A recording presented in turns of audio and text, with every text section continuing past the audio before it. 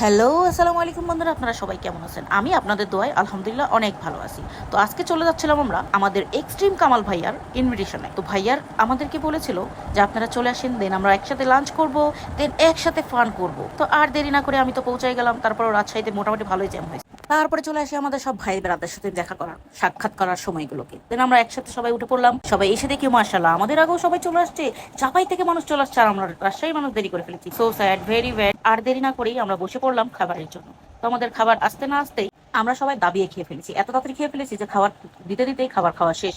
তো এবার আমাদের যাওয়ার পালা। সবাই এক পিছ করে উঠে গেল, আমিও উঠে গেলাম আমার পঙ্খিরাজে। তো এই যে সবাই চলে যাচ্ছে এক এক করে, আমি সবার পিছে, কখনো আমি সবার আগে।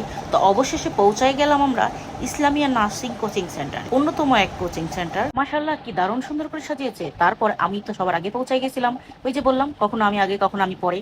তো আমার সবার আগে পৌঁছায় যাওয়ার পরেও আমি সবার লাস্টে ঢুকেছি, কারণ আমি ভিডিও করছিলাম, আমার ভিডিও তার করে দেওয়ার কেউ নাই। ও মা, ফুলের বন্যা বলছে মাশাআল্লাহ। তারপরে আমরা ঢুকে যেয়ে আমাদের স্পেশাল গেস্টগুলোকে সুন্দর করে বসাই দিই।